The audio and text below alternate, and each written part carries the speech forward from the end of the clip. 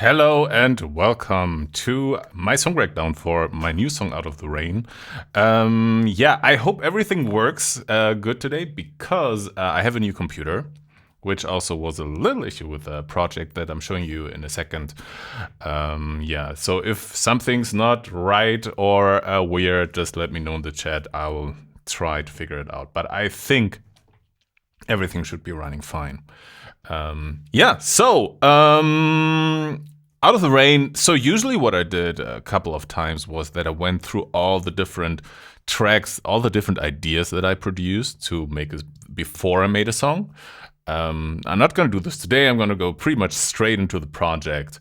As usual, what I'm not doing is just sitting down a song, finishing within a day, and then it's everything's perfect. It's usually a process. The reason I'm telling you this is just because I want to encourage you. If you make music, if you produce music, or if you make music, or if you do any creative endeavors, don't worry if it's hard, because it's a lot of like struggles, a lot of different things going on behind the scenes that you don't see. You just see the final project. Let me switch right to the project. There we are. If you have any questions about the production at the moment, just let me know in the chat. I will hope that I don't do my best that I don't miss your questions. Any other questions about anything else, I'm gonna do a little Q&A right after the song breakdown. So let's just start from the top. As I said, what I did before is I did a couple of tracks, maybe 10 or 20 different tracks, until I came up with this one here. Let me just play. Let me ask, can you? Yeah, you should be able to hear this. How are the levels? Is it okay? Is the music loud enough? Cool. Everything's running fine so far. Yeah, there are some plugins disabled. Awesome. Great. Sounds good. Great. So there are some plugins enabled at the moment because I switched to a new computer, but it does make a lot of difference at the moment. All right, cool. Let me turn this up here a little bit for myself.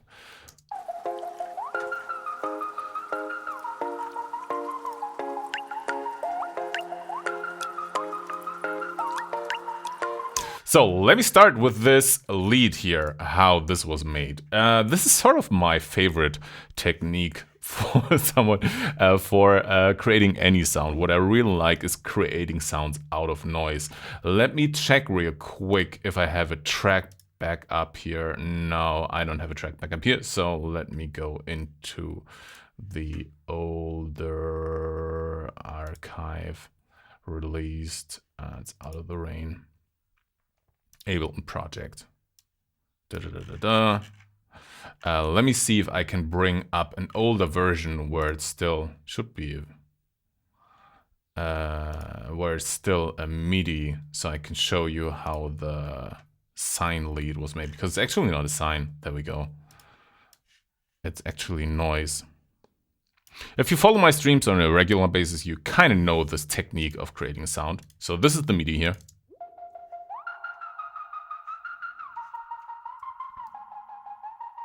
And let me switch off the effects. This is not so important here, this stuff at the moment.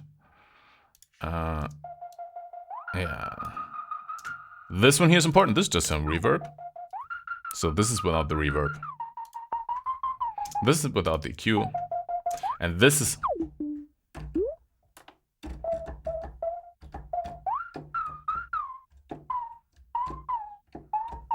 All right, so how was this sound made? Let me bring it up. It is noise. It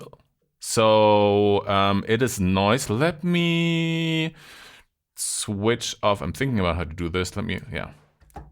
So this would usually be. So this is kind of what's going on behind the scenes. So this is just noise, right? Which comes from here. So, and then I have a bandpass filter. So bandpass filter just lets through one particular frequency. Now it sounds like this. And then what I do is I put a lot of resonance on the filter. More and more and more. Until the filter becomes almost self-oscillating. And then I think it's... Zack.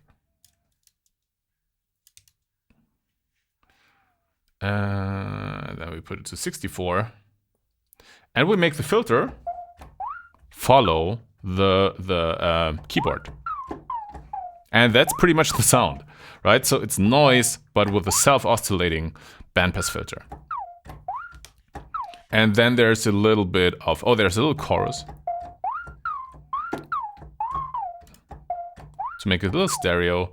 And then there is, where is it, the glide. So when I play another note, I could do more of it. Right? So whenever I play a new note, it slides to that note. Without, it would be like this if I pull up the glide.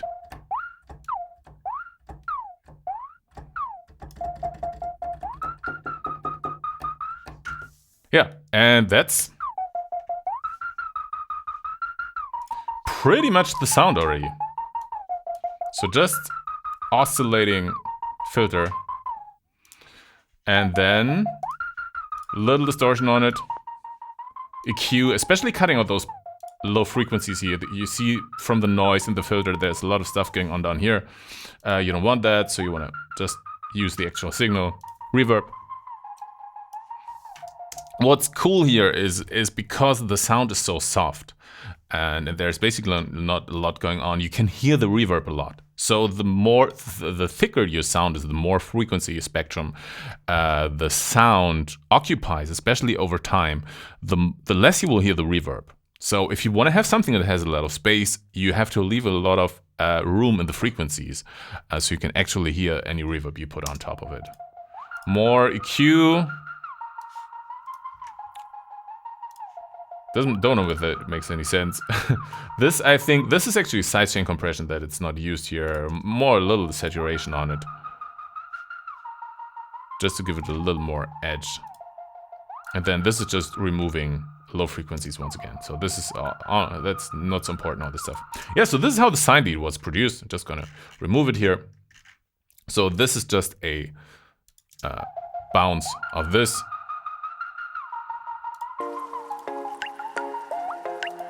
And then we have, so these are actually the drop sounds. Some of them are the drop sounds that I used in time lapse.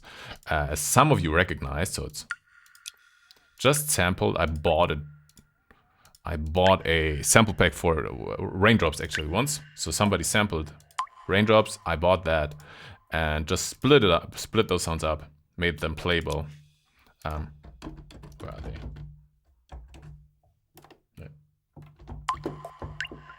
Yeah, so I can just play them on the keyboard. Now you might notice there's one missing, which is this one. And this is actually self-made once again. This is kind of similar to the technique I showed you before. So it's a noise, white noise or pink noise. I don't recall. It's a bandpass filter, just like the sound that I showed you before, which goes down and then goes up again. So it goes pew whip like this. Yeah, so this matched together.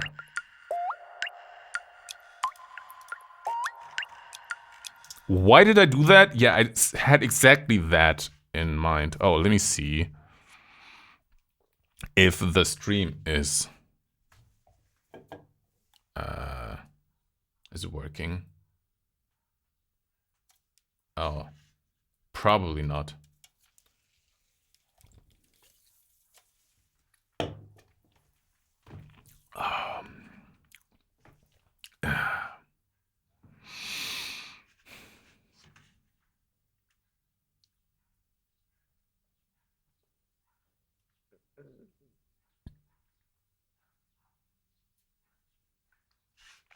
And I think I'm back.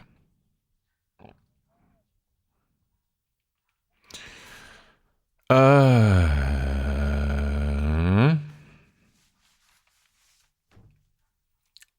I think I'm back online. Yeah, sorry. Yeah, the internet here that I have isn't that good. I should upgrade it. I upgraded the computer now, so next I'm gonna upgrade the internet. Sort of a regular problem. Yeah, I'll check once in a while if it's still running. If I'm just dropping out, I should be back within a minute. Yeah, sorry for that. So where was I? So I don't know exactly where the stream stopped. I think you kind of heard it up to this point here. So this sound here is basically similar, made in a similar way as this sound here.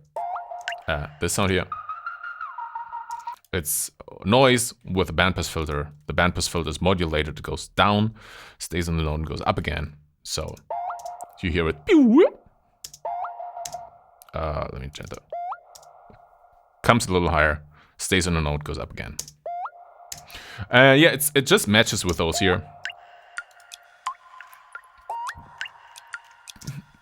And the reason I made it this way was simply because I heard it that way. I just heard this like drop melody in my head and created that. Then we have those keys here. This is just an electronic piano, like a Rhodes. As you can hear, there's a little filter on it that opens.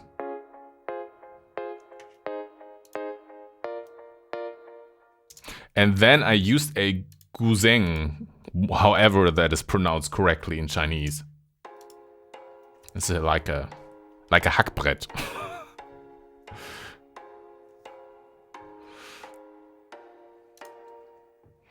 It's stacked on top.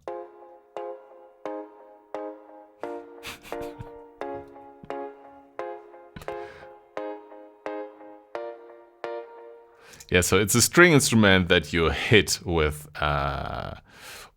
some sort of sticks. It's kind of similar. The sticks are kind of similar to the things that you have inside a piano. So you have this wool on top of stick, and you hit the strings with it. So this is this sound, and together, yeah, crazy sound. So it's a little more interesting, I think, than just having an electronic piano. Also a little bit more percussive. Then there's just some rain atmosphere. It's just from Splice. And then, yeah, this is the, I think, shepherd's horn from Omnisphere. One of 8 billion. All right, let's get into the first verse. So one thing that I worked on forever was this drum groove here.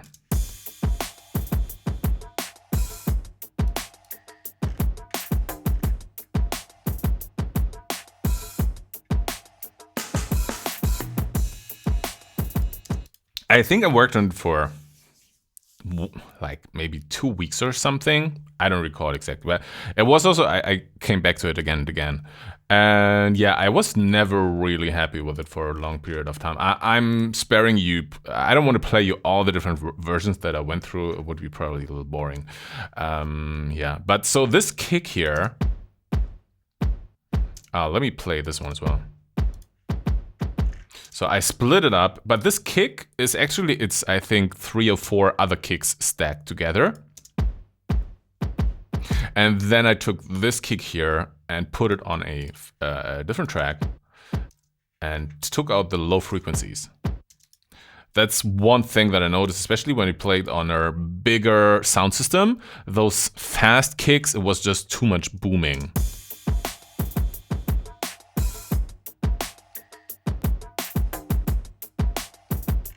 All right, then we have the snare.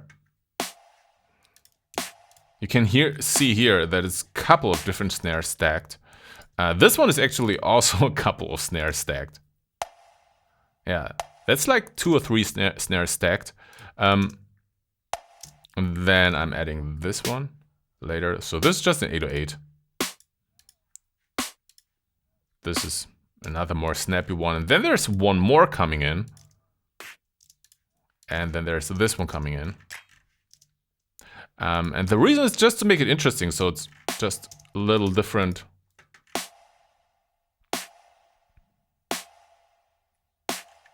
You can hear whenever this one's playing, it's a little more harsh, right? So this has a more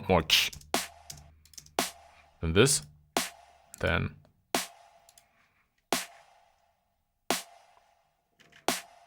this one. Just makes it a little more dynamic. So this is one of the ways how to keep a drum loop interesting, is just to have stack different snares and or claps and stack them differently on different parts. And then there's quite a bit of compression on it. Oh, yeah. Where is it? Oh my god, yeah. So I used the this is from Softtube, sort of the distressor from Softtube, to bring, like, to glue everything together. Then I have those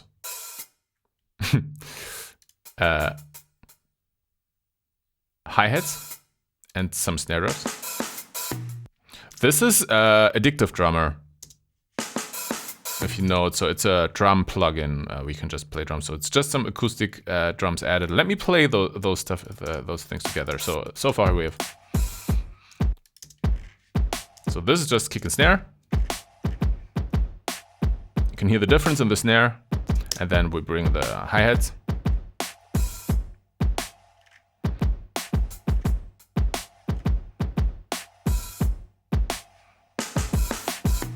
And then there's this percussion fill coming. So when you play it from the top, just to have some more elements going on. And this tom hit. And then there's a Indian drum loop, which sounds like this.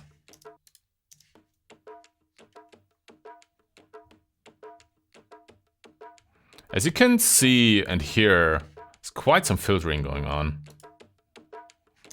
which is this one here. This is how it would usually sound. But I filtered out all the low frequencies. So let me play the kick and the snare, especially to come like this. And together with this drum loop.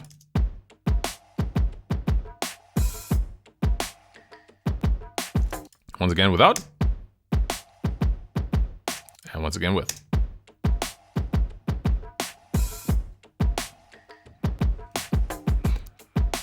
And some hi-hats.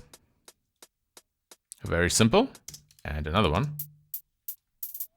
But those two run interchanged, so.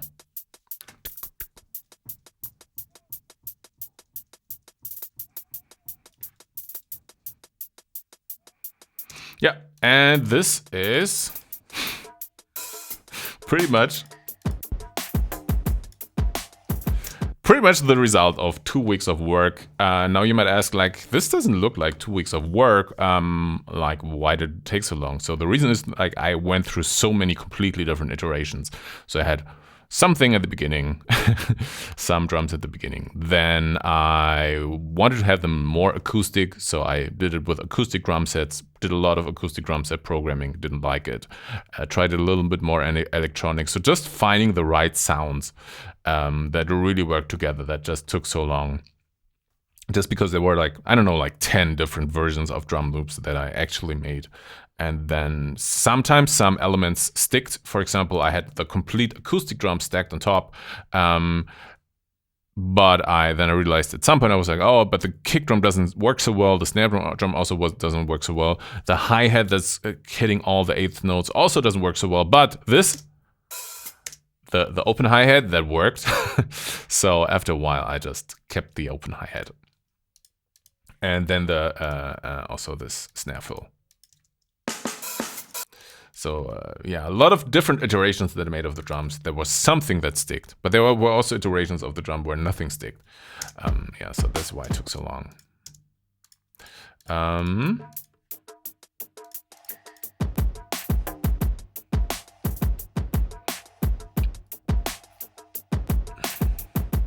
Yeah, and those are the drums. There's just a crash.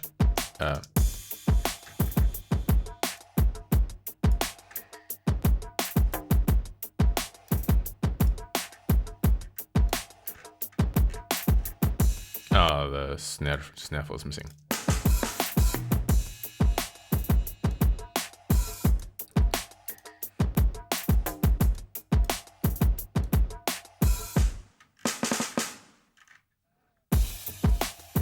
You can... Oh, on this one, I removed the filter from this Indian drum loop. So on this part there, it sounds like this. Which is an interesting decision, I must say, because the bass is coming in. And it kind of would... First of all, I would think it collides with the bass. But apparently, I thought it was a good decision. So, I mean, I'm happy with the overall sound of the song, so it should be fine. And then what might also be interesting is the crashes. So in the beginning, let me play the crashes. You can hear it's just this 808 crash. And later on, there's a bigger... Both crashes are bigger. This one, I think, is a bigger one as well. Yeah. So this is also an 808 crash, but with the chorus on it, so it's wide. And then on top, there's this one. So it's different. It starts a little smaller, then gets bigger here. Right? Small crash, big crash. Then when the song started, I felt like it. So what's really important here is that it plays without the bass. So this part here, if you listen to just the instrumental.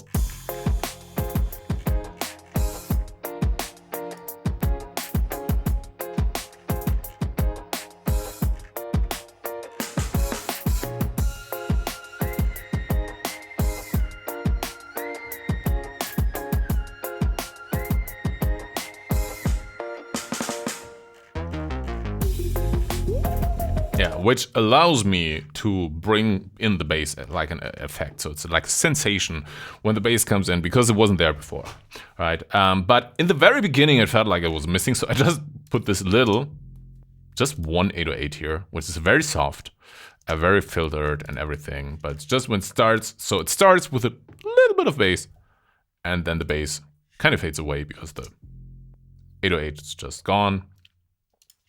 So you have to live without any bass through the verse. And so the keys, it's just a Rhodes piano that we had already in the beginning. And this is, so I also tried, so for every track that you see here, there's at least like 2 or 3 or 4 or 10 different tracks that I tried as an alternative. And I also tried a guitar, for example, let me open this real quick. As an offbeat. Didn't like it so much, but what I found is that I liked the flame of it. So I made this thing, it's a little strange. It sounds a little strange on its own, but let me show you how it works together. So yeah, like I said, so I made this electronic guitar as an offbeat. First of all, thinking I would replace the Rhodes piano, or I would stack it on the Rhodes piano, right? But then didn't like it so much. But then realized, let me play the difference. So without. So this is the Rhodes and the Guzeng, the Hackbrett, and this is with the guitar.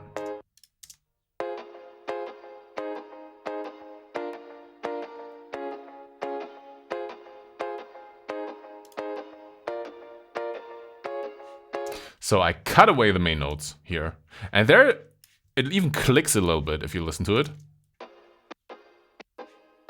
But I kind of like it. Puts an accent on the notes. Yeah. So sometimes you just mess around and find out, right? And then there's a little atmosphere. just in there in the beginning. Also has a little bass on it. Just fades out. Yeah, so those are the instruments. Very little going on in the instruments. If you would look at the analyzer, well, actually, if we look at the analyzer,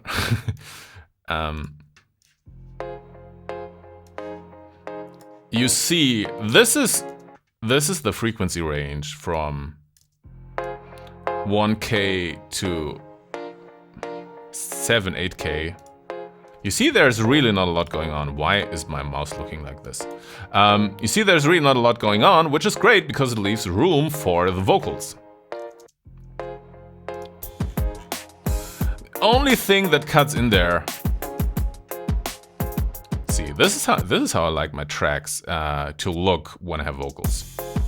Only thing that cuts in there a little bit is the snare.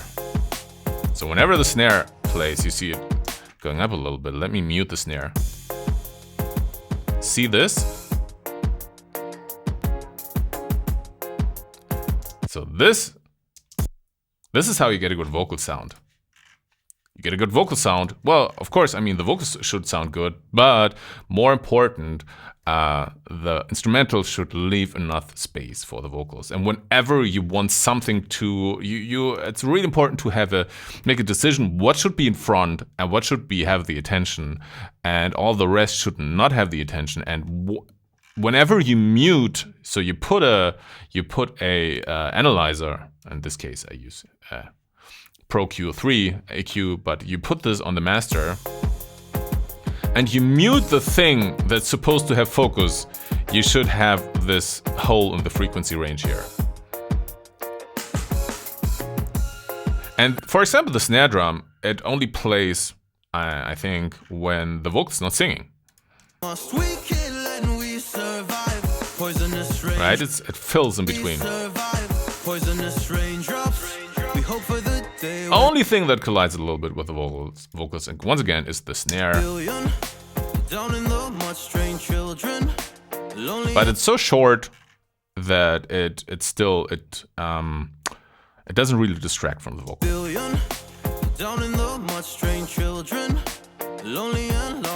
Right, so this is the verse.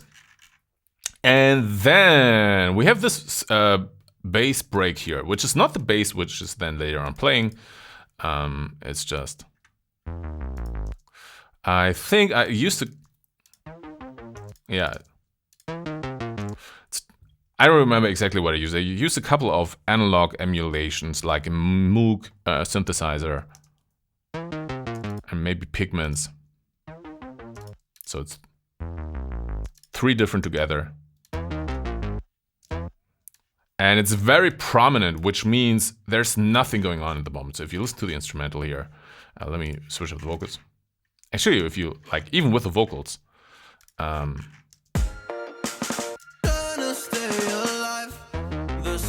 like this is complete, everything's free. There's a pause. And only the is on top of this. So yeah, it has a lot of space. And then the bass comes in. I think I had like 10 different versions of the bass as well. Let me look. I tried to recall what I did here. Yeah, what's important, as you can hear, is that it has pitch bend on it.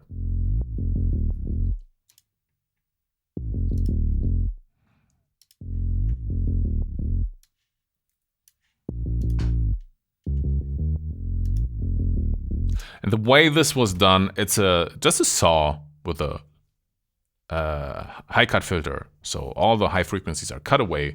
And then after that, it's distorted a little bit. Just some saturation on it. Which brings back high frequencies, which you cut out before. It sounds counterintuitive, probably, or it doesn't sound logic, but it sounds better.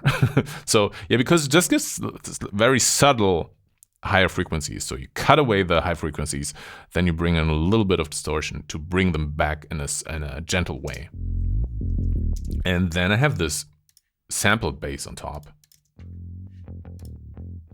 Yeah, this is more about the clickiness of it. Oh, and it has some fills here that is really interesting. So it has this. right?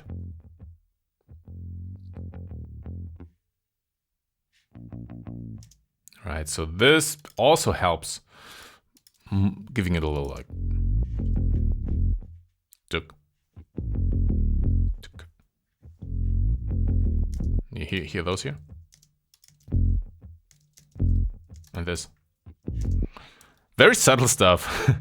But yeah, those things add up.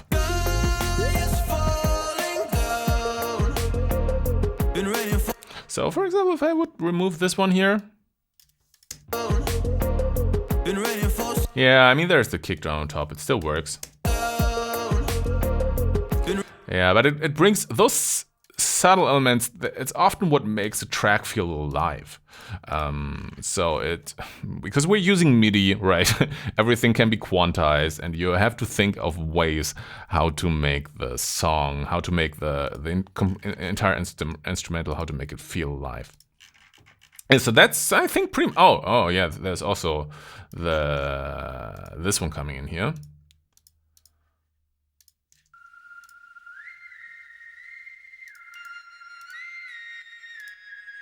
Trying to. I think this is from Omnisphere. In Omnisphere, there's a patch. I'm trying reading the chat right now. Soundbite sounds a little. I think yeah.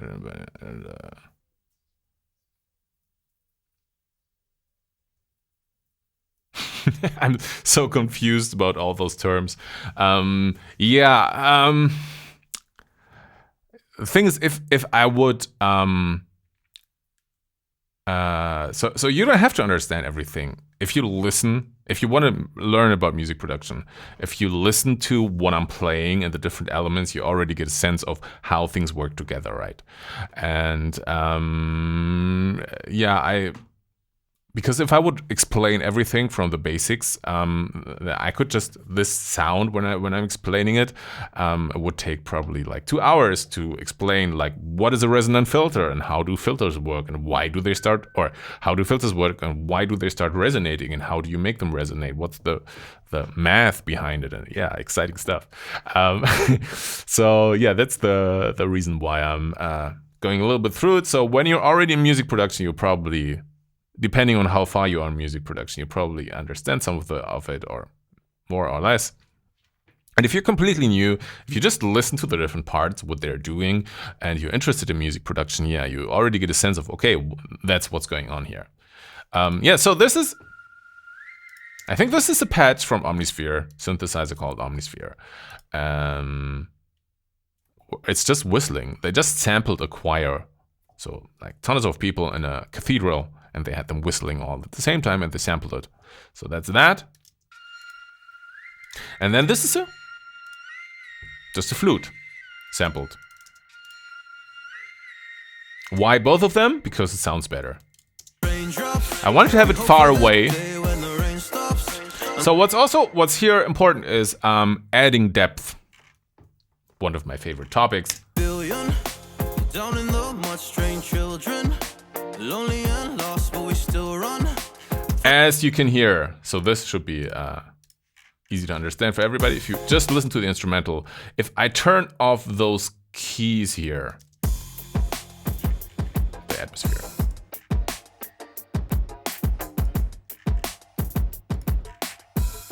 You hear, wait a second.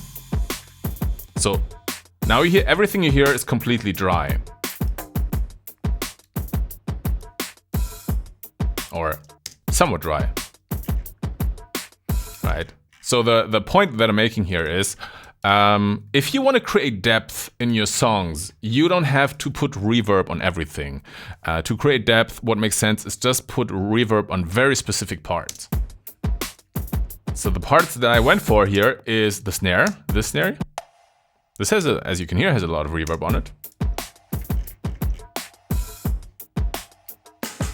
And usually, no, it depends. Usually it's easier to put reverb on either very percussive things that have a lot of distance between every sound, like the snare, it only hits on every second beat, right? It's one, pam, pause, pam, So it has a lot of, it's a harsh sound, but it has a lot of space for the reverb, so you can hear it. This one's here faster, but it's very soft.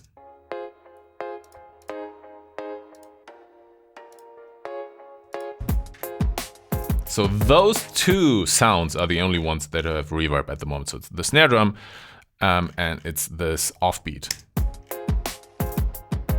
And then, very far away, the whistling.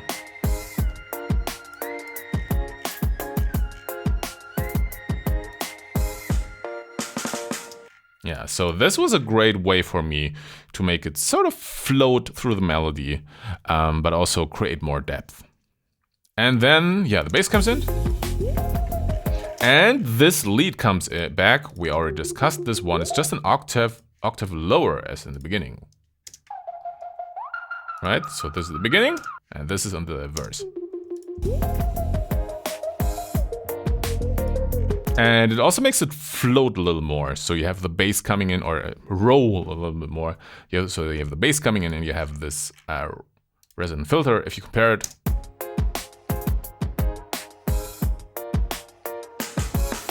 to this.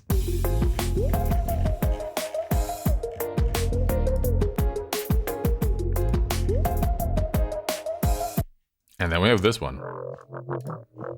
Okay, let me see if I can bring this one back. This is the bass wop. Wop, wop, wop, wop, wop, wop.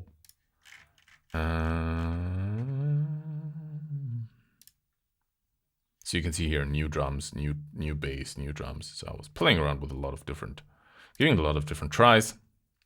Let me see, verse track, bass wop. Oh, I can see it's already audio here. So I have to go back a little further. See if I have a version where it's not audio yet.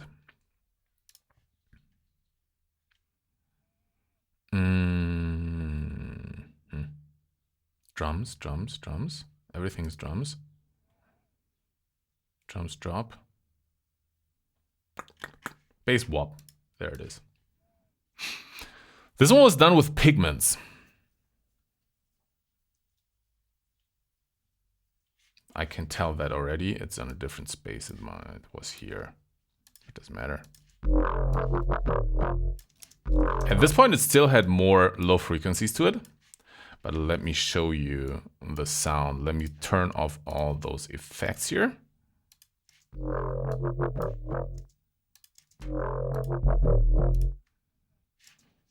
And let me show you. Oh, there we go.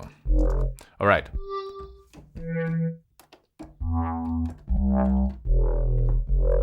All right, so this is the sound. And I'm gonna turn off the distortions, well, in the chorus. All right, so what I used, so this was just by messing around. I used the harmonic engine from Pigments. So and I just played around with those values here a lot. So, wait a second, so you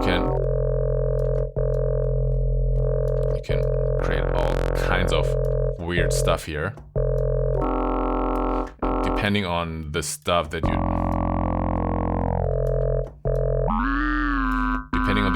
you select here.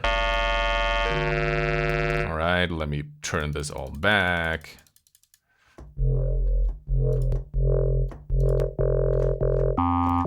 Yeah. So I was just playing around with this. It's something that I can recommend. If you have a synthesizer, just try everything. So I was just messing around with it, and I thought, okay, this harmonic engine is quite interesting. Created this waveform here. And then it's just a filter. And then a chorus, and then some distortion. And then let me see how I made the wobble. I think I automated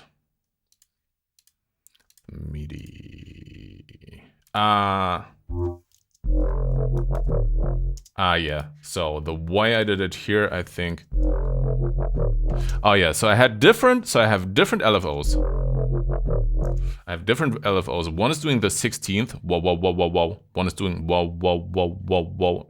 Let me actually show them. Yeah. Oh well, I think you see it better here. So depending, so when I play a note, it's not. There you. I even named them. See, look at me. So when I pull this up, it's doing this. And when I pull this up, it's doing this. And then,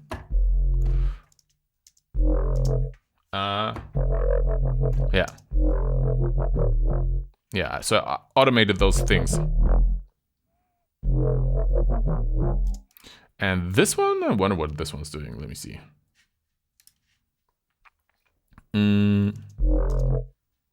Where is it going?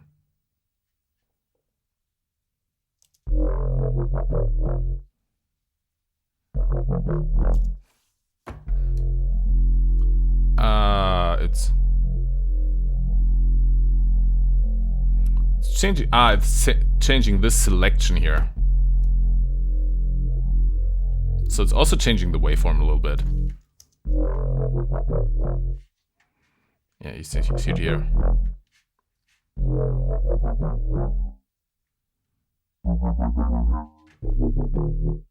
Yeah, so there were some weird notes. Oh, it's the other one playing. Yeah, and then so this was the sound I created. So the point. So this was the technique that I used. So I used this one here. This does whoa whoa whoa. This does whoa whoa whoa whoa. And I changed them. I automated this one and this one. And then I have a slight variation in the timbre, which I modulated here. Once again, trying to bring it to life. So having those small changes in sound over time, it's really important to so it doesn't sound so much like computer music.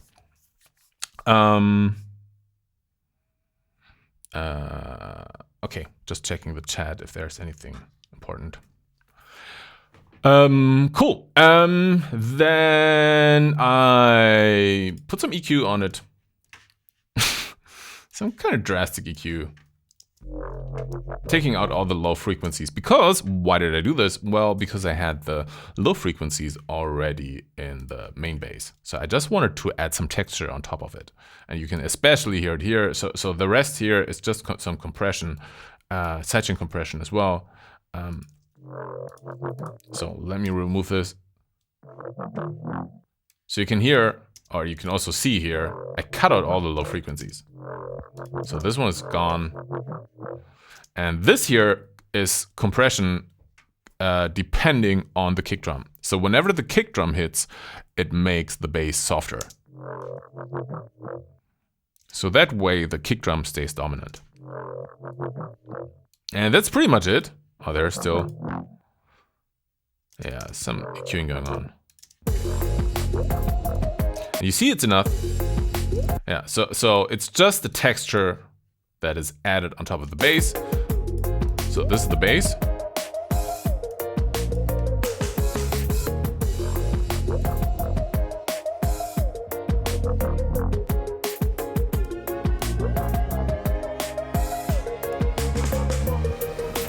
Yeah, so what's the takeaway here? First of all, play around with synthesizer. Just try sound design. Just do crazy stuff. And try finding out what different knobs are doing.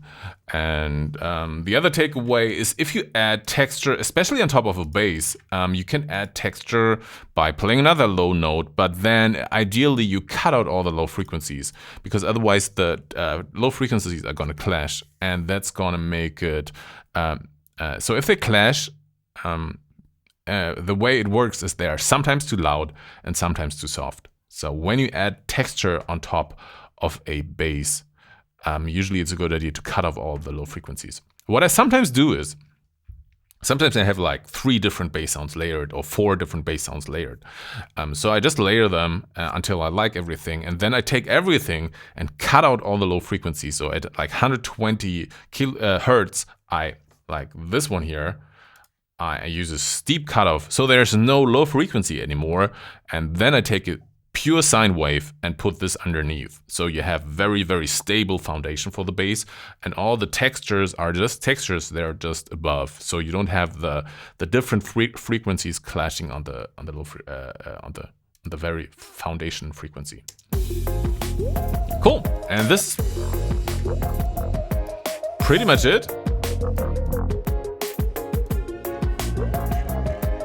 Yeah, there's just a chord.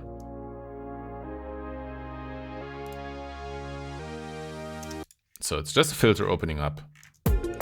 And where is it? Those are the effects here.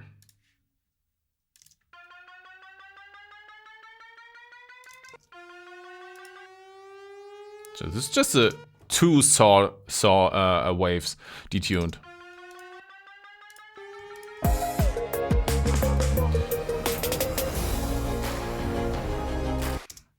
And then what I really like is stacking orchestra stuff on top. So this is a real cymbal recording. This is a huge actual physical bass drum.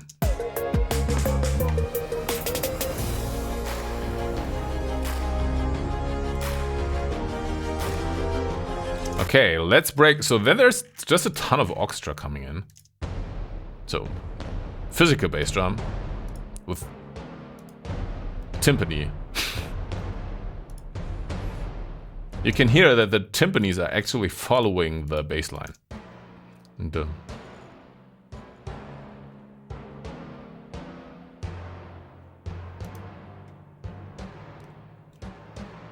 That's only possible with samples, because otherwise you would have like 7 different timpani. So that wouldn't be possible, but with samples you can just play the timpani. And then stacked with a...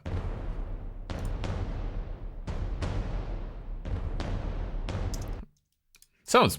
Yeah, it's... The recordings of those are pretty huge. This is kind of dry.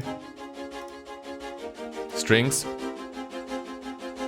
Those are important to bring some movement, and then we have those. Horns.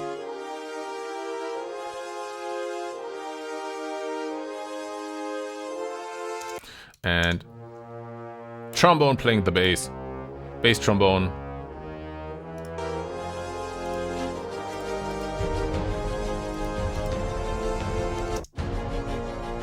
And to like give it more meat, I have a synthesizer. Those are just, I used Yun 2 for this one. So those are 32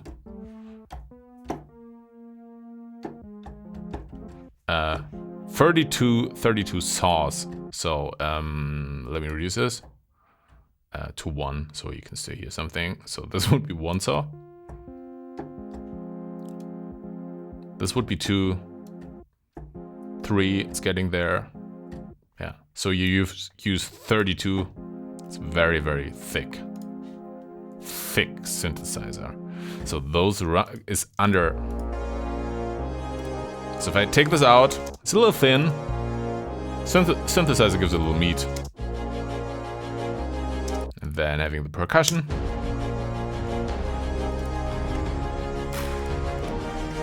Then some huge claps. They're called huge claps, as you can see here. I think those are from Stylus RMX. Just a dry one.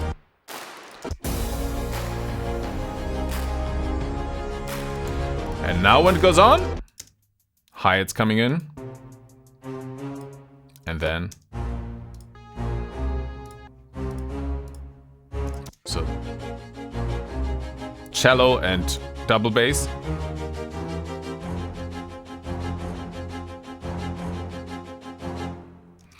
And some trumpet.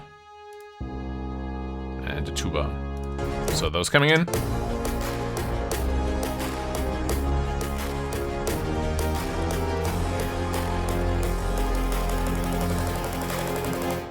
Yeah, and those are intentionally completely dry. Makes no sense whatsoever to put any reverb on this one. It would just like smear things. Smear. I don't know. Excuse me if I pronounce things wrong. I'm not a native English speaker. So yeah, if you put reverb on this one, it was just create noise. So very, very short, very dry. So it cuts through. As you can see here, it's the Cashmere splice hip hop snare. I think I pitched it up a little bit.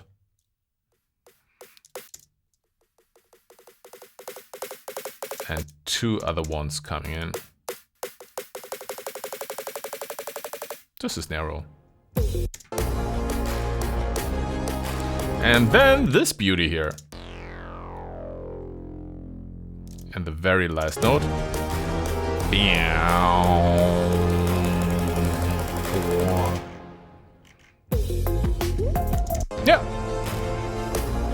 And that's the build-up.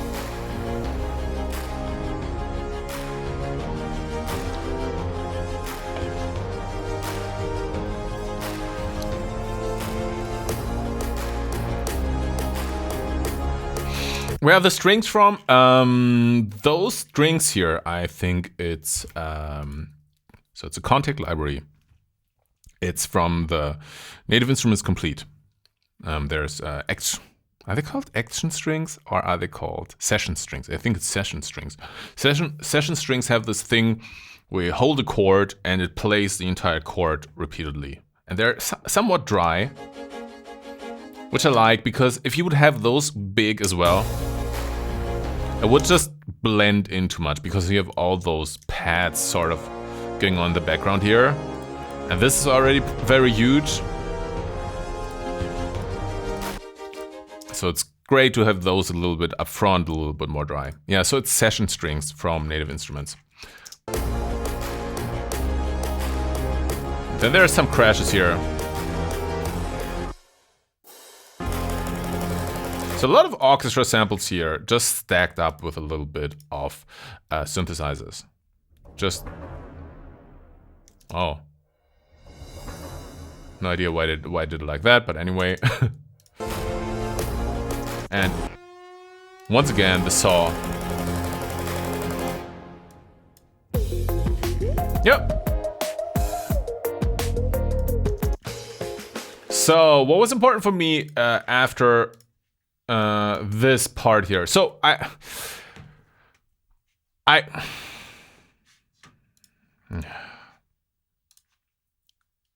am I offline? Yeah, I'm offline.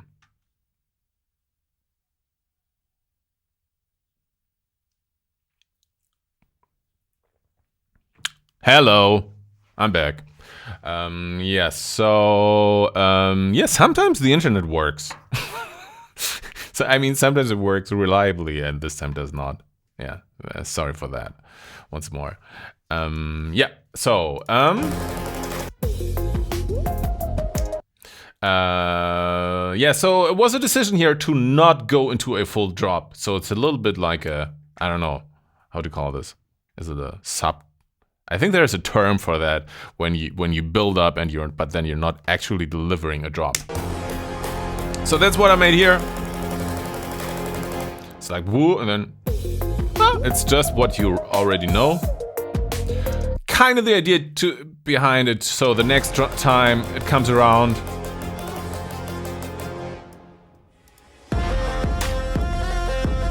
to make this part more effectful. We'll get to this in a second. So after that, so you can build up again, you have to bring it down a notch, right? So that's what I did here.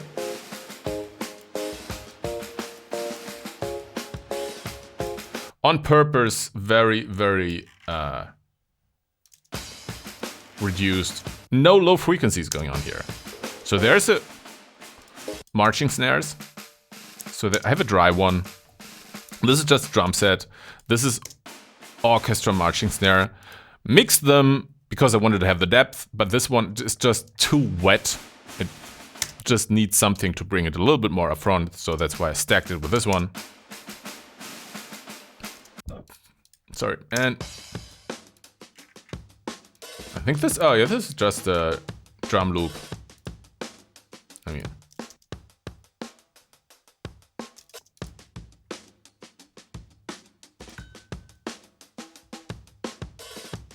and filter out all the low frequencies here. So they could sound like this.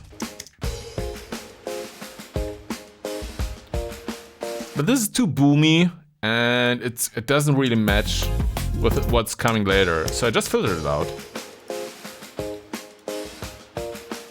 Just with the intention that what comes next is more effectful. Right? Now it's, yeah, you give it a pause so you have an effect when you bring it back in. Keys are, the keys are also filtered. That's interesting, yeah. Because the keys, they usually sound like this.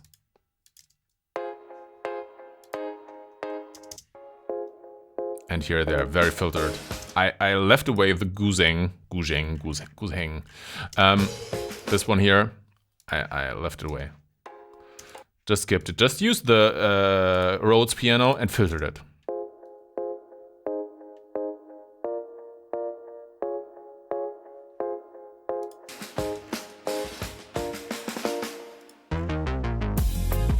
And this is pretty much what we had here already. Oh, and as I can just hearing that this time I actually used the guitar. So here, this time the guitar is actually playing. And then I have two organs. This is like B3. So it's an electronic organ playing. And this is a synthesizer. It's just saw waves filtered.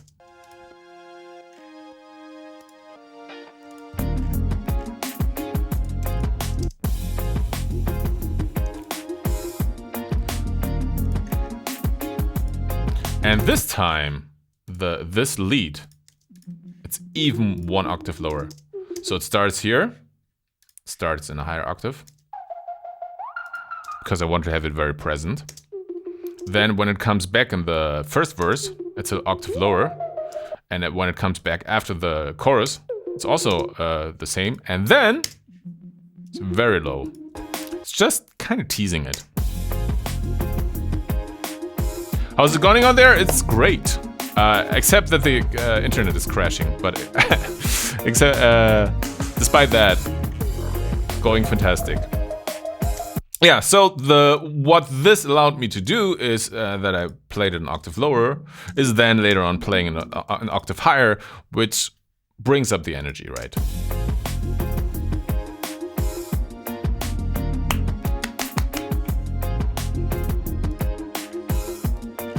So it comes around one more. Yeah, there's a limiter missing.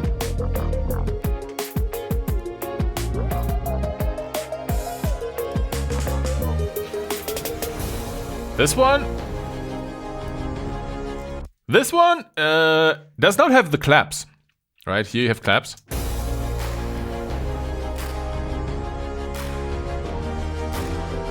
This time.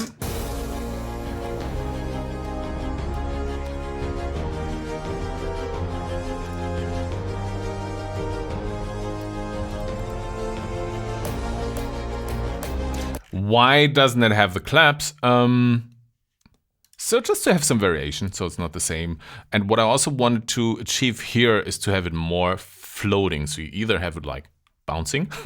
So those are the two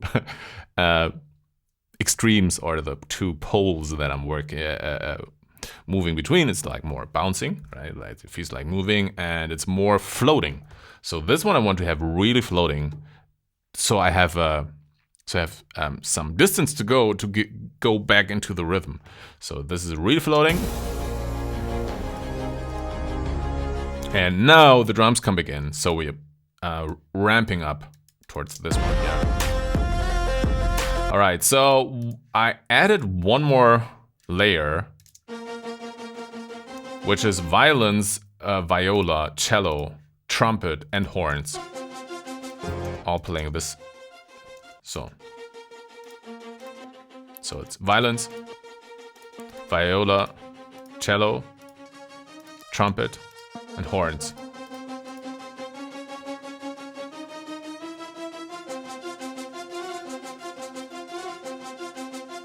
And the idea here was to subconsciously prepare the listener for this part here. Right? So this part here.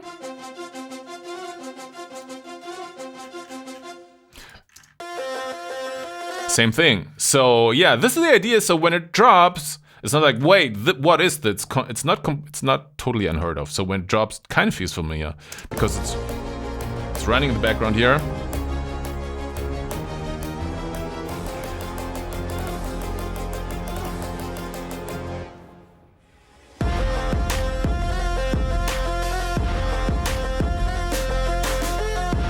All right, let's get to the drop.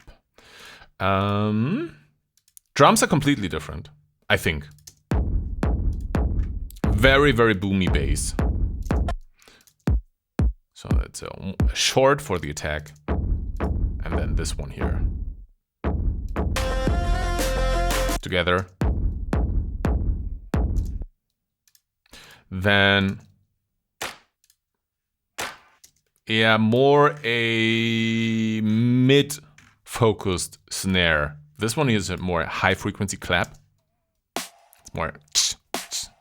This is more. It's really clapping. Oh, and one more nasty metal-ish snare. So those are kind of unique, I would say. Not a typical sound. No. Now what's this? And this taiko. Oh, I didn't even use this, I think. Is it playing anything? No, I think I didn't use it. So those are the drums already. Not a lot of high frequency stuff going on here, which I really like in a drop, especially in the beginning. Usually you have a lot of hi-hats and stuff going on, but it can be very effectful to have no high frequencies going on. So it leaves more space for the lead. So those are the drums pretty much. Only the snare fill here.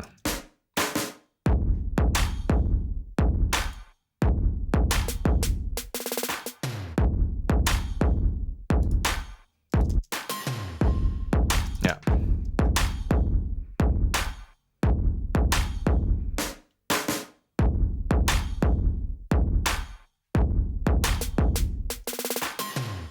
And then the high frequency stuff comes in, which is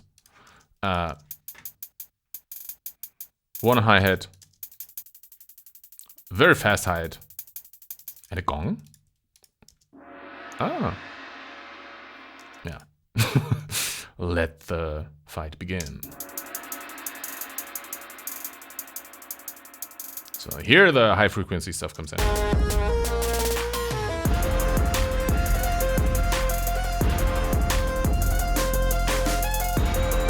All right, 808. Just stacked on there. And you can see that it's compressed, dependent on this one here. So I use this as a sidechain for this one. So whenever this one he plays, it pushes, it's soft, like it lowers the volume of this one. You can see it here, right? If I turn this off, it's there, right? If I turn it on, it reduces the volume every time this one plays, which allows this kick to have more presence.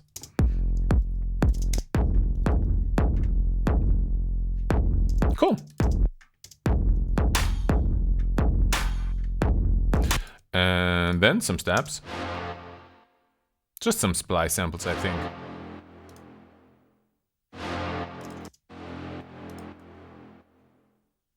I think I might have automated this. The pitch.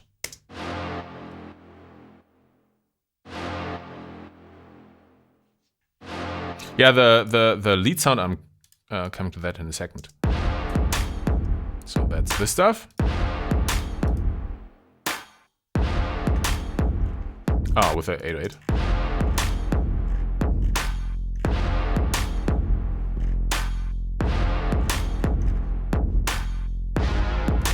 And once again, if we look at the analyzer,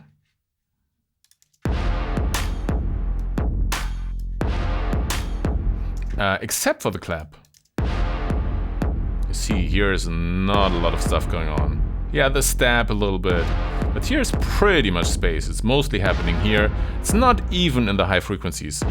If later on, this one here, we're adding some high frequencies just here. You see this one here? This is some space where we can place the, and this is also, it's a little misleading. Let me make the analyzer faster. If I speed, yeah, this is set on slow for some reason. Yeah, you can see this. It's just the stab first is a little bit there, but then you have a lot of space here. So the mid frequencies are, especially here, of course. The mid frequencies, there's very little going on.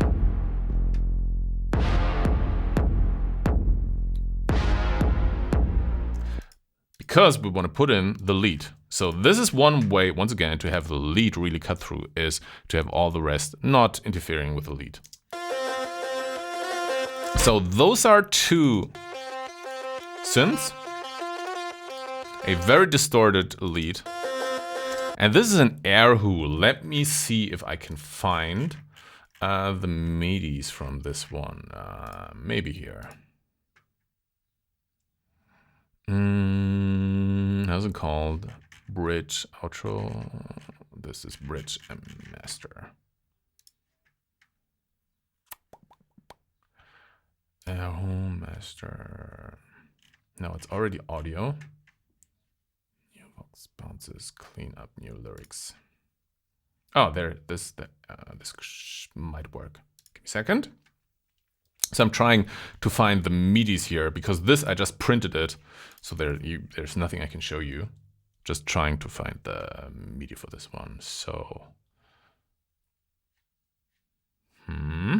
drums master, FX master, orchestra master.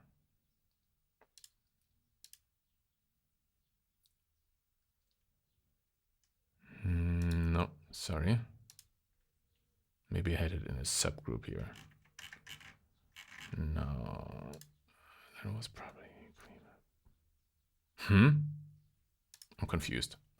I'm confused. Why is old version audio? I had unholy as a sound reference in here.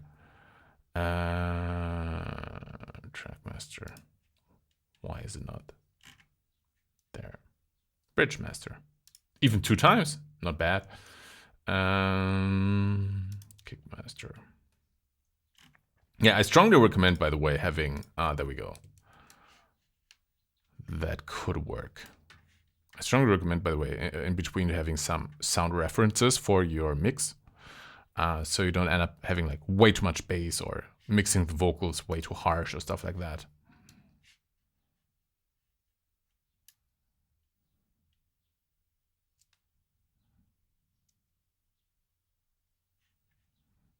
All right, let me see if this one, yeah.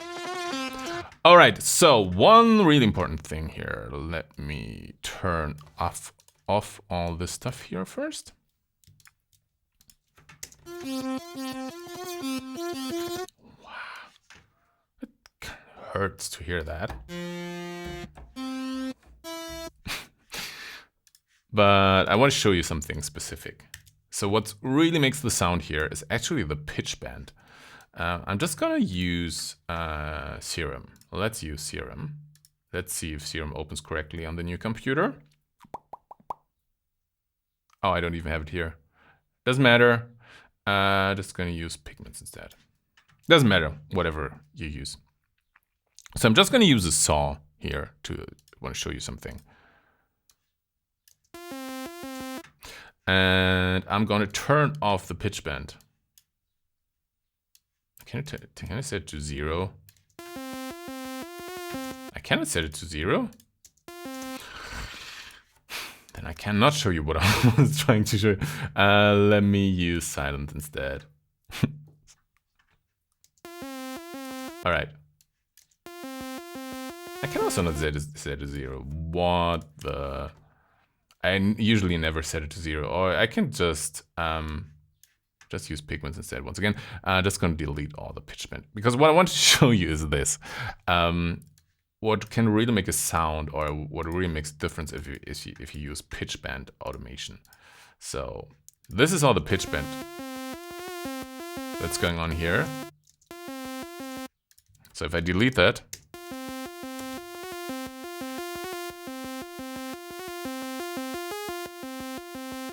it's very straightforward.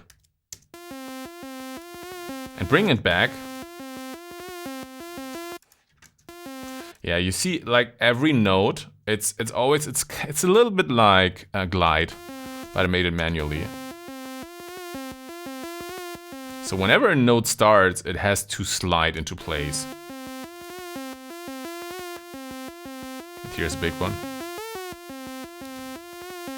So there's no right or wrong rule for using pitch bend. I just strongly recommend when you have any sort of melody, anything, try using the pitch bend wheel, especially when you have when it's just 1 or 2 semitones on the pitch bend wheel. So and pitch bend wheel, if you don't know it, it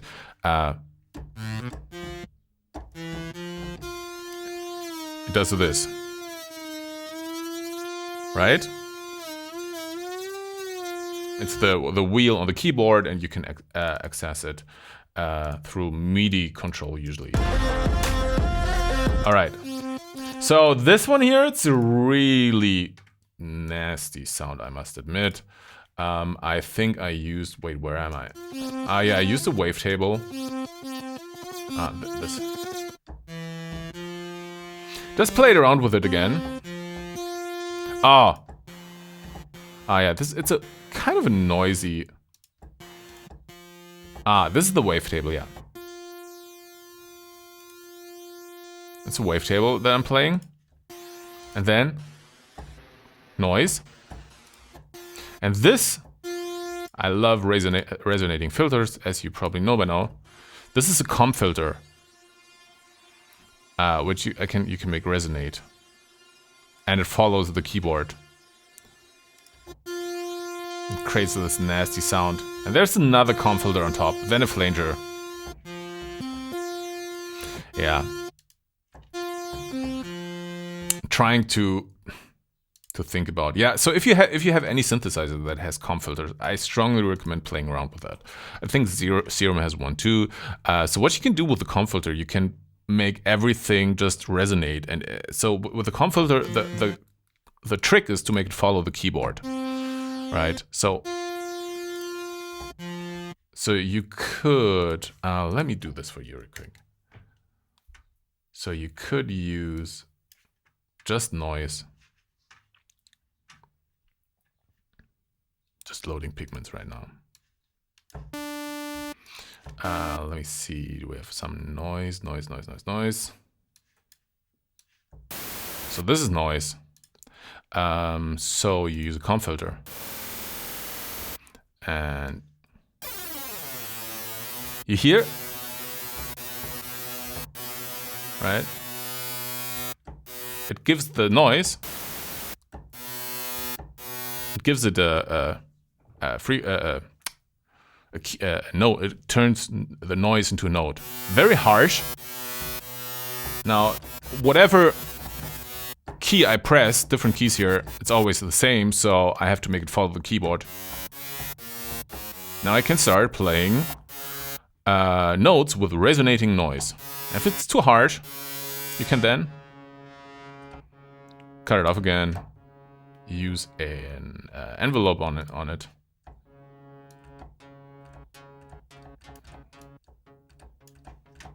Maybe make it a little longer.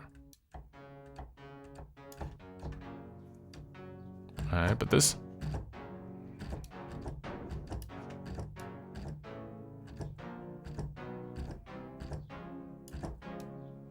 I have to tune it. So this kind of unique sound. The reason is because, oh, I can maybe even, yeah, no, you have to give it quite a bit of noise. So the reason is because it's not using an oscillator. Instead, it's noise with mate resonating. Yeah, so that's what I used here. Let me delete this. And then, yeah, let me cut out low frequencies. And then distorted it like crazy. Ouch. Then EQ'd it. This I think was sidechain compression from the kick drum. And that's the sound. So this is this sound.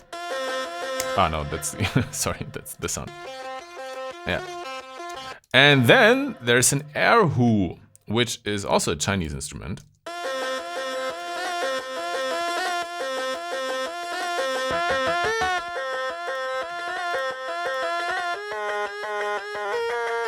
It's this one here.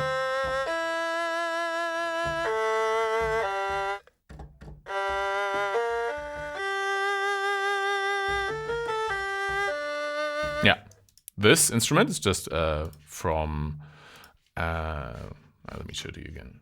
It's from Ample Sound. I think it's a Chinese VST developer, VST plugin developer. I just used I turned off all the effects and everything, so usually it's with reverb and stuff. Limiter, distorted it, EQ, delay, reverb. Yeah, so this would also be the sidechain compression to the kick drum.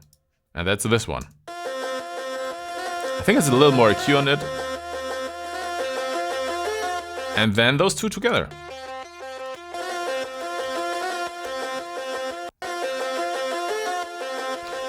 Yeah, so I put the sidechain compression here.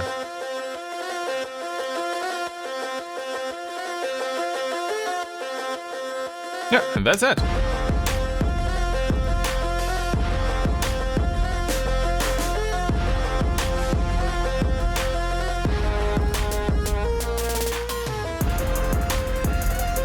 And this is also from Native Instruments Orchestra.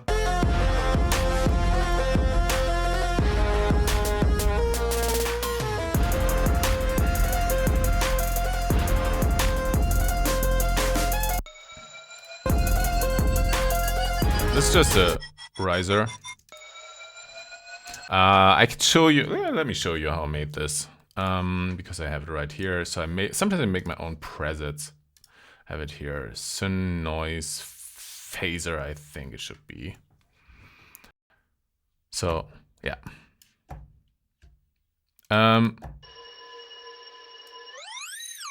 So this is silent, just putting out white noise.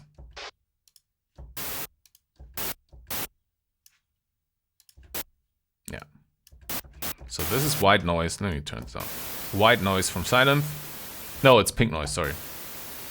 And then I have a phaser. And depending on the frequency, creates this effect here. It's just that it always has the high frequencies in there. And it also has the low frequencies in there. That's why I have this EQ here. And it's automated. Or it's also tied to this knob here. So I only keep the frequencies that I need. Right? It's a cool thing that you can do in Ableton. I can show it to you real quick. So let's say I want to automate this here as well. I just say map, right? And I say, okay, let's automate this frequency here. And then I can set the range from where to where I want it to go.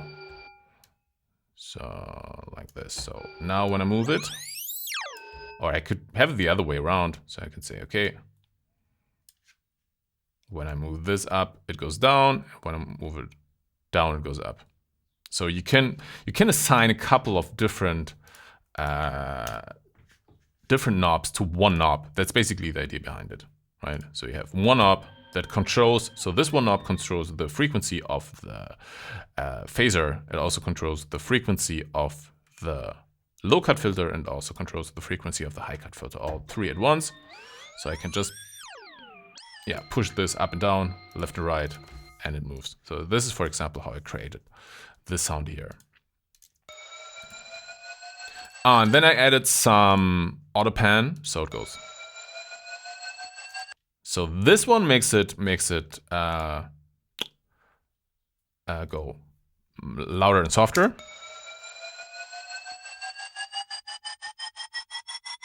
And this one makes it go left and right.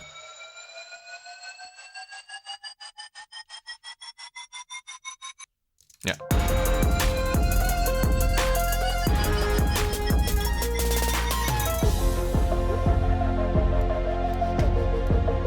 Yeah, and that's pretty much the drop.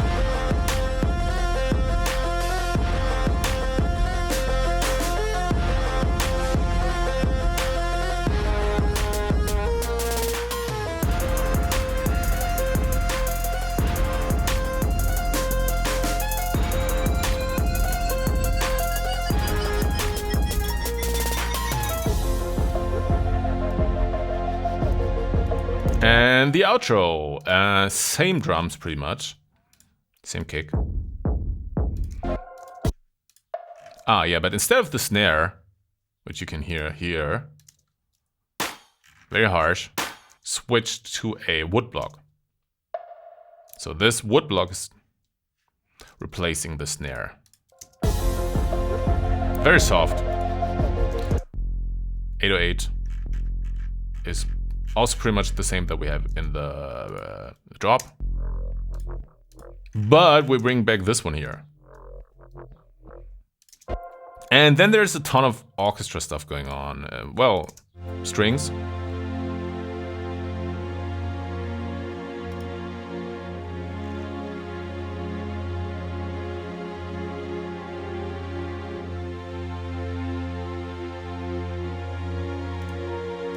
Horns.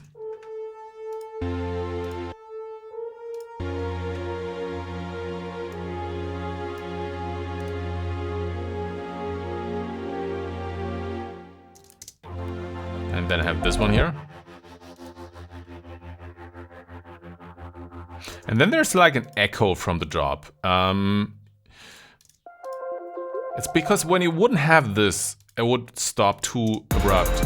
Because you're coming from here.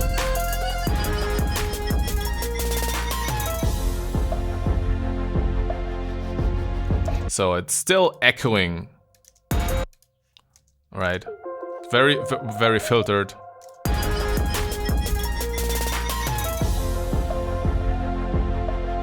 And then this lead is coming back in. This is the one we had in the intro.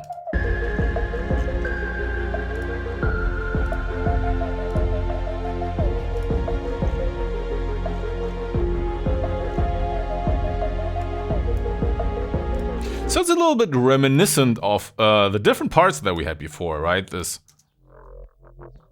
is from here.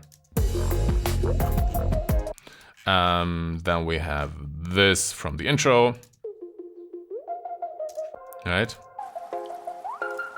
It's just an octave lower. This is from the drop.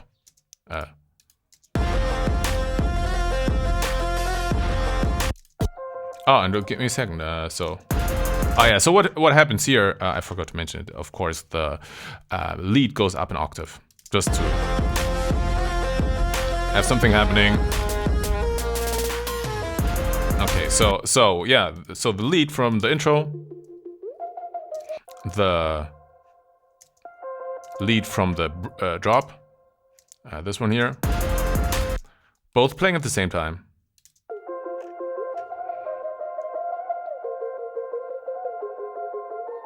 Everything filtered out.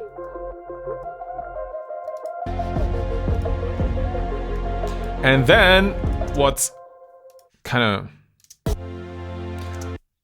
what's sort of interesting here musically is that it switches to major. So if you know anything about music theory, you have minor chords and major chords. Let me see if I have something. No, this doesn't work. It's all audio, no MIDI left to play something real quick for you. Anyway, so...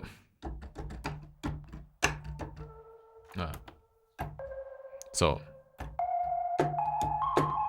Before we had F minor, right?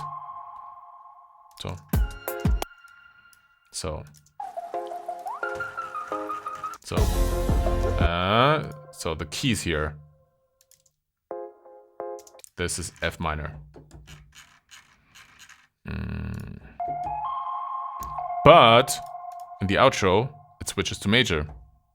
Instead of going like this, it goes with a major third.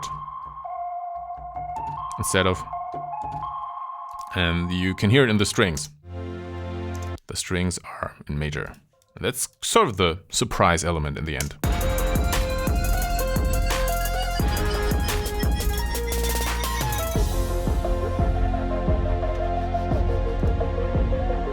It goes back to minor again, but then switches back to major.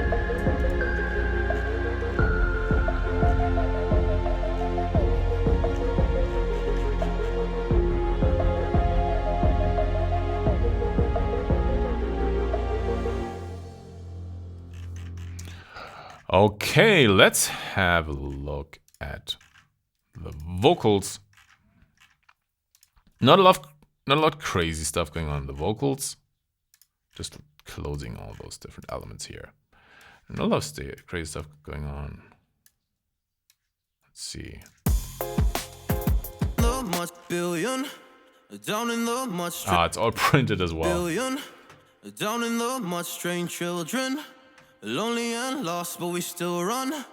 Fight cause we must. We kill and we survive. Poisonous raindrops. We hope for the day when the rain stops.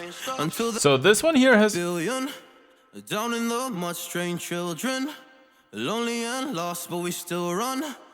Has it like a medium small hall. And what I do, which is kind of a very common thing now, is that the reverb is compressed depending on the vocal. So whenever the vocal plays, it pushes down the reverb, and as soon as the vocal stops, the reverb comes up.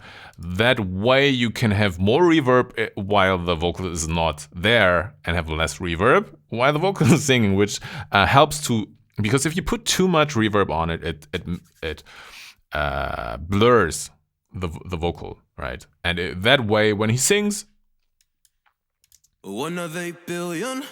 You can hear it a little bit. 1 of 8 billion. Reverb comes. So when he sings, it's pretty dry. Wait a second. No, I have it here actually. I have I have it here. Let me show you. I was just wondering. There we go. It's a delay. It's the little play. Yeah, you can see it here. I was just wondering because usually when it would have been printed, I would have stopped as soon as the reverb wouldn't be there when I stopped the. So this is a little plate. It's from Sound Toys. Billion. Down in the mud, strange children. Just a plate. Billion. And you can see here. Down in the mud, strange children. When he sings, billion. It's compressed. So when I turn this off. Billion. Down in the mud, strange children. Lonely and lost, but we still run. For example, on the Lonely and Lost. Lonely and lost, but we it really blurs the sound. Lonely and lost. You hear now? Lonely and lost, but we when he sings, it's more there. But in the pauses in between, billion, down in the mud, you have more reverb. Cool. So what else happening is that when the verse kind of repeats, we kill and we survive.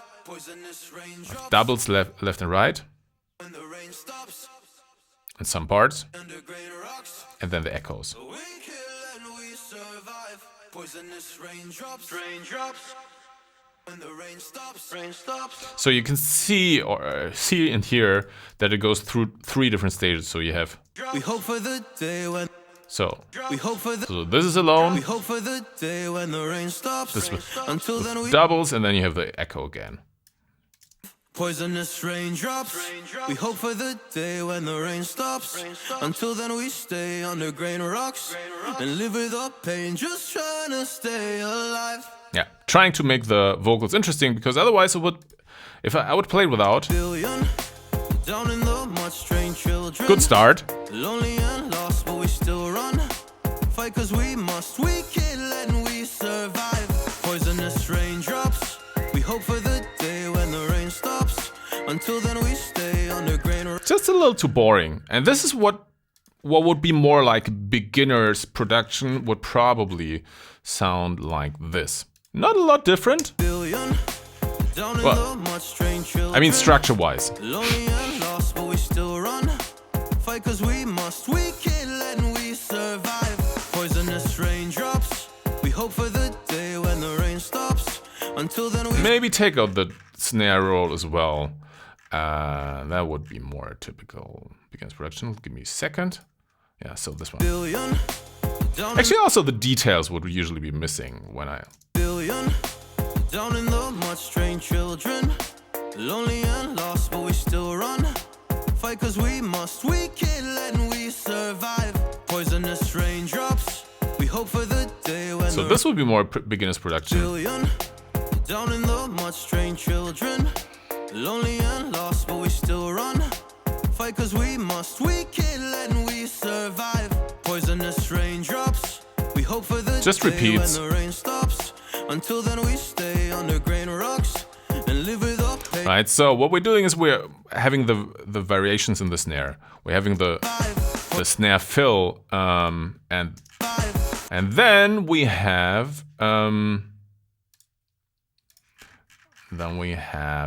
those variations. Then we have, of course, this part coming in here, Raindrops. this flute. So when it repeats, something is added, and then we make the vocals more interesting by adding the doubles. And we survive. Poisonous raindrops. We hope for the And then we're having the echoes, raindrops. right? Poisonous raindrops. We hope for the day when the rain stops. Until then we stay under grain rocks and live with our pain, just trying to stay alive. The sky is falling down. Been raining for centuries. Yeah, so now the bass comes in, as you can hear. Sky is falling down. And the lead here has a ton of... The sky is falling. when you look at the effects here, so those are the effects. Those is let me play real quick. Oops. Billion. Down in the mud, strange children. There's a little chorus on it as well. Billion. Short delay. Down in the mud, strange children. Lonely and lost, but we still run. Billion. Little reverb. Down in the mud, strange children. Now when you compare that to the pre-chorus, Is falling down. so you can see there's like huge echoes.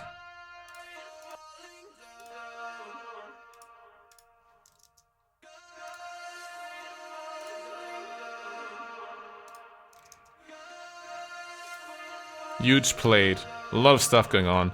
So the idea is simply to make the vocals open up. Down in the mud. So when you listen just to the vocals, listen to how different it sounds. Billion. Down in the mud, strange This one? children. Lonely and lost. Compared to this one. Sky is falling down. Been raining for centuries. And then it goes back. So this is on the verse again. Been raining for centuries. So this is They more say that close it's meant to be, meant to be. because this is faster. So you have da-ba-dum, bum-ba-dum, ba-da-ba-dum, bum-ba-dum. So this is more faster notes. But those longer notes in this case, they really work well Sky is falling down. with a ton of echo. Is falling down. Been raining for centuries. And then we want to keep it interesting, so when it repeats, You are not alone. you bring in the harmonies. You are not alone. Sky is falling down. Been raining for centuries.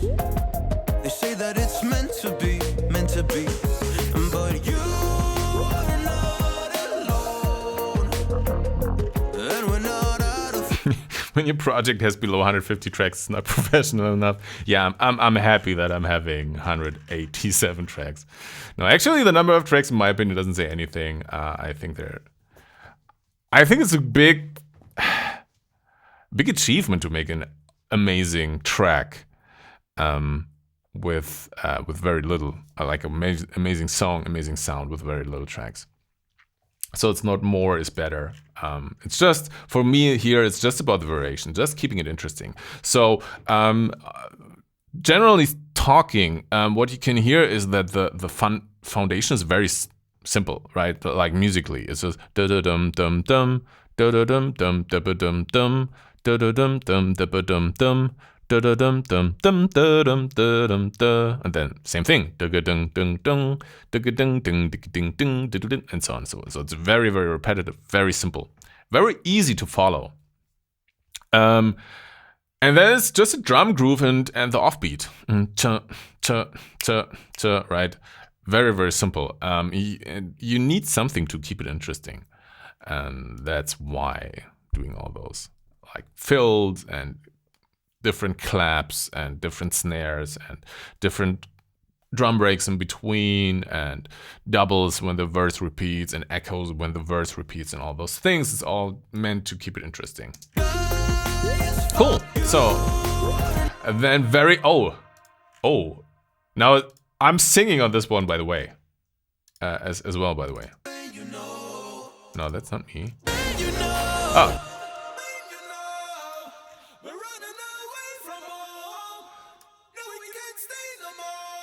That's me. Not the way you know. With a little bit of autotune on it. And Melodyne.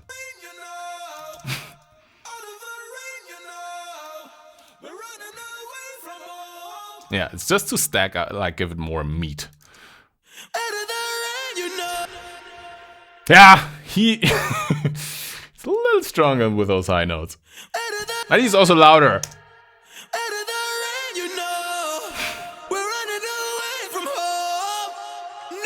All right. Octave. As you can hear, a lot of echoes on it. And then harmonies.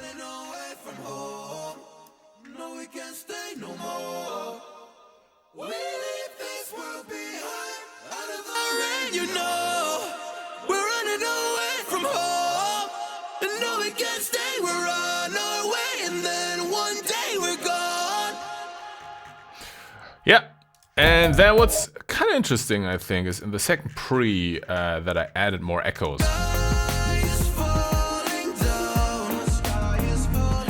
Oh no, no, it's the harmonies coming right away. So the first pre sounds like this. Second pre sounds like this.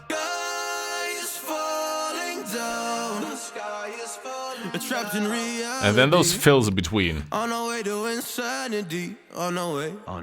But you are not alone. You're not alone. And we're not. You're not listen. It's not here. Once again, to keep it interesting, right? So there's quite some difference when you listen to the first pre compared to the second pre. Also because it has the organ here. Lyrics are slightly different.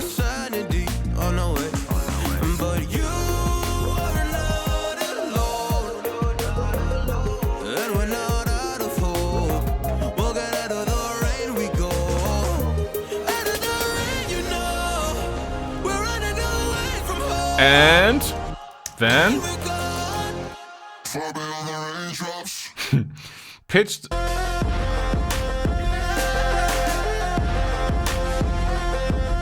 it down just to have it, like I want to have sort of a surprise effect here, right? You're expecting it to be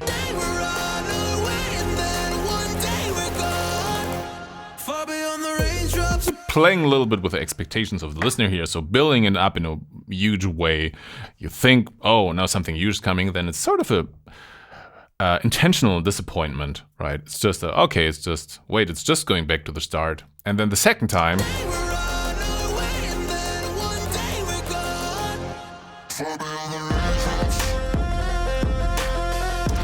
Suddenly it's pitched down and then the actual drop comes.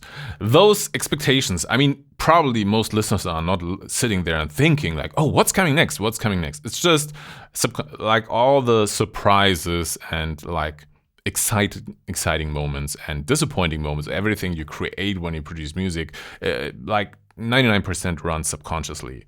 But still, you're trying to keep those things subconsciously interesting. Cool. Then, yeah, it's just those vocals here. Ton of reverb on it.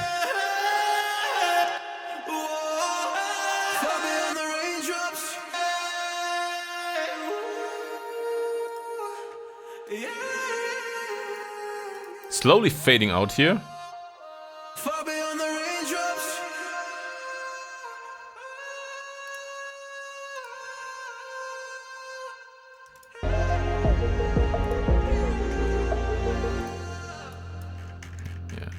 Oh, and by the way, what I didn't show was this last here, just a double bass atmosphere. Yeah.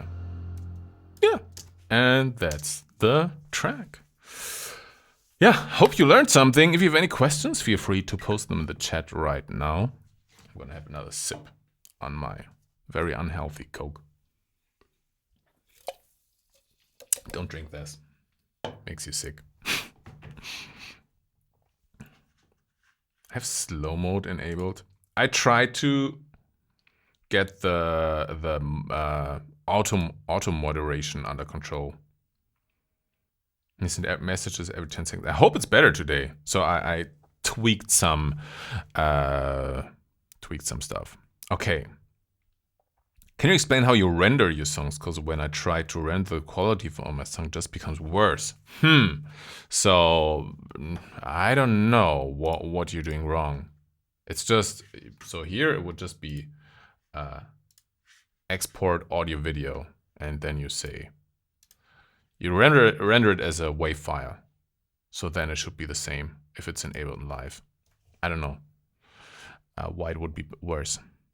How long did it take to make this? That's hard to say. So the initial idea was in summer 2021 for the track. I worked on the lyrics in fall, like about a year ago. Got back to it, really liked it. Then I had to find a singer. I had tried a couple of different singers until I found Shia and was like, okay, this is the right one.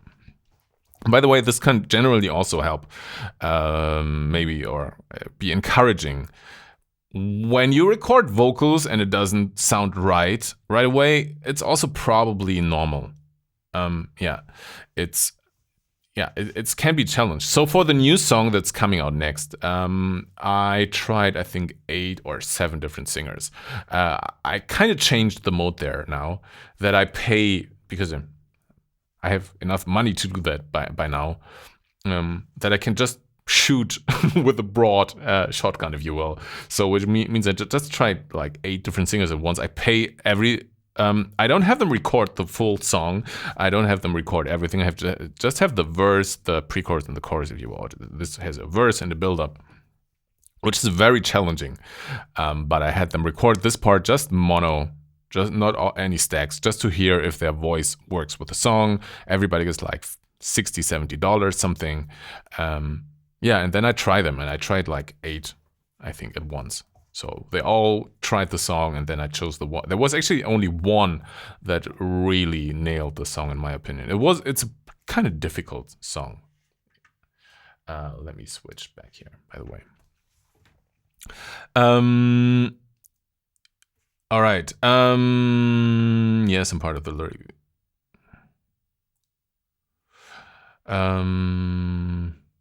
Part of the lyric was can you play the whole thing with your vocals? Yeah, I can do it.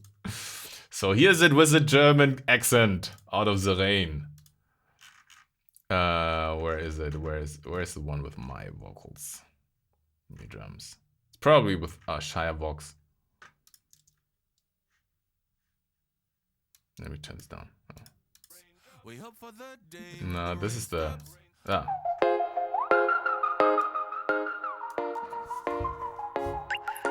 There we go. 1 of 8 billion, down in the mud, strange children, lonely and lost, but we still run.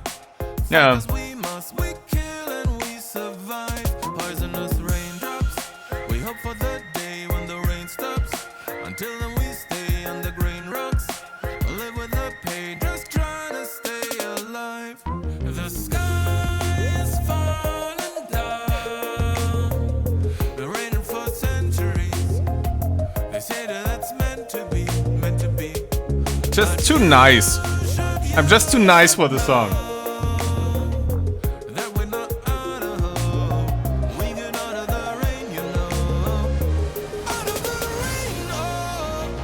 Lyrics were different though.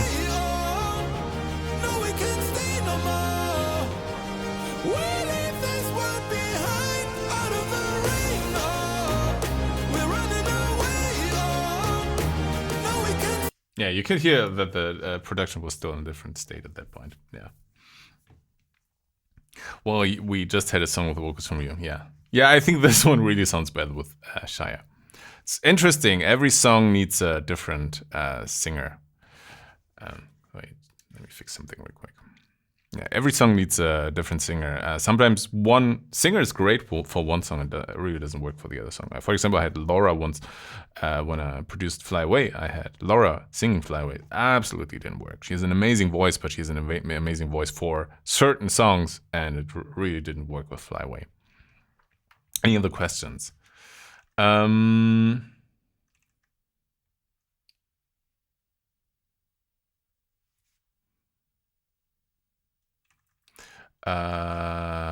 me see.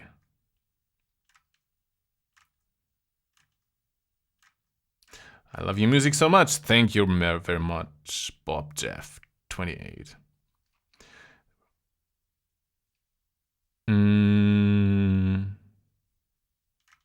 Here's a piece of my heart. Thank you so much. If you had time to talk about stream elements after the stream, maybe on Discord, it's a little annoying with the anti-all caps and long message. That is A-locked. Yeah, I get on Discord after that.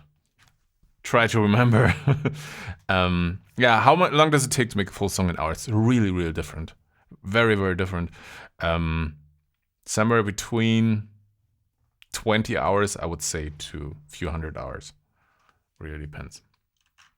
Monody took a very long time. Ghostlight took a very long time. This one also took a little longer because of the drums. Yeah, I went a couple different directions with the drop in the end. Really didn't know how to do there. Yeah. So, but sometimes, for example, Xenogenesis was really, really fast. And what else was fast? I don't know. Rise Up was fast as well, for example. I need other rain stems with your vocals. Nah, no, sorry. No.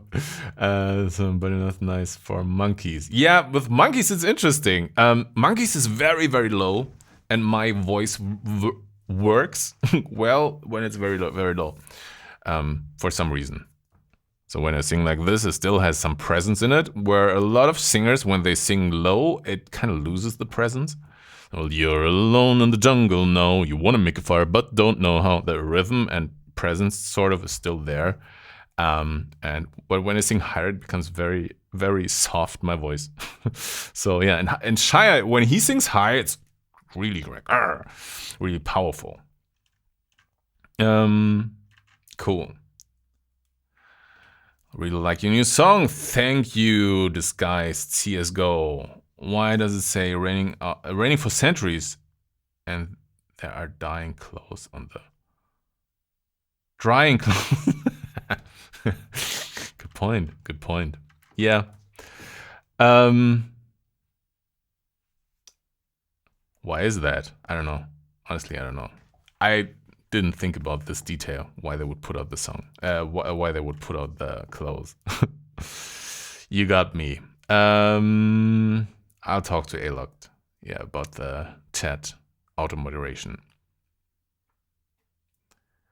Normally, how do you start making music every day and get the weird ideas out of the head? Yeah, that's the way to have good ideas. Just have a lot of ideas. Just record a lot of ideas. So by record, I mean not only like record yourself singing, but keep them. Because sometimes, for example, when I produced the initial idea for Fly Away, I really didn't like it that much. It's like, okay, it's another track. Nobody's going to care. And I played it to some people, and everybody I played it was like, yeah, this is great, you should finish it. And I was like, really? Okay. Yeah, I kind of liked it, but I wasn't super excited about it. Never thought this would be my, like, on Spotify, it's my best performing song. Really, really interesting. Never thought that, especially in the beginning. So that's what I'm saying with this. Just keep your ideas. So whenever I create something, by the end of the session, I play it out, like I bounce it as a WAV file. So that way, I can simply go through stuff. So I could, let me check real quick. Where am I? The TheFatRat layouts. So I can just go through all the, wow, it's a little loud. No way to mix. So I can just step through stuff. Oh, this one's, I played this before, I think. It's a little bit too much like David Guetta, but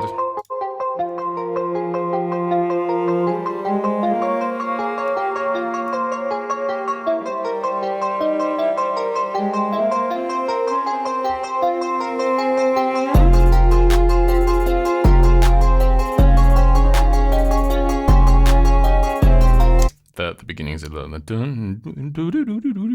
it's like Dangerous from David Guetta. I didn't realize it when I produced it. Anyway, so my point actually is that I could just step through stuff. So if it would just be in projects, I would have to open the project to listen back what it was. And that's why I print it out as an MP3. Whenever I close the session, I pretty much print it out as an MP3. So I'm like, okay, so later on, because I have hundreds of those now, I can just listen through them and see like, oh, this was a good idea. This was a good idea. Maybe I should finish this one. Because sometimes like 2 years later, you have the idea, you're like, oh wait, now I understand what I should make out of this.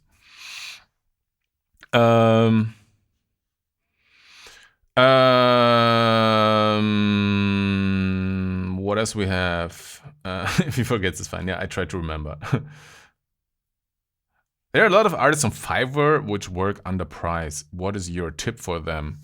Yeah, we used an artist on Fiverr for the animations now because CJ was doing it before. He's not doing it anymore, and so we tried one on Fiverr. We pay well and we tip very well. So it's not we're not hiring them under price in the first place. I think we're paying 10 times the standard price right away. Also because it's a bigger thing, and then I think we tipped 20% on top, as far as I remember. Somewhere around that. So yeah. But I think it really depends on your personal preference or what you think is fair. I don't think there's a right or wrong way to do it. I found your comment on the Nightcore version of Out of the Rain. And do you hear Daycore version? I don't even know what Daycore is. I know Nightcore, but it was Daycore. Is it slowed down? I know those slowed down reverb versions. I think we made one for Ghostlight as well. How long does it usually take to export the stems of the song? That takes a little bit because I have to, like, you have this project with 176 tracks and you have to combine them in a meaningful way, which means, let me get back real quick, which means you have this here, right? And you're like, oh, let's bounce the drums. So it's not like, hey, let's put this on solo, but yeah, those are also drums, and then we have more drums. Those are actually drums, so I'm happy for the color coding here, and this is a drum, right? So you have to go through everything, make sure you're not missing everything. This would be drums. So this would be drums. Is this a drum? No, this is more like it would be in the effects, and so on and so forth.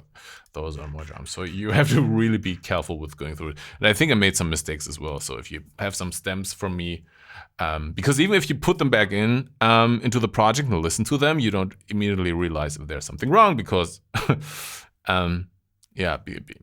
because it's just in the wrong spot, right? You have to listen to all the stems completely, and then it's like 10 different stems. and I don't go through them all the time. Yeah, so this takes a little longer. It takes a couple of hours. All right, you're the fattest rat. Thank you. All right, I go to Discord and talk to Aloct about the auto moderation thing on Twitch. So long, I hope you, once again, I hope you learned something. I hope you enjoyed this. I will be back. Let me check real quick. I will be back.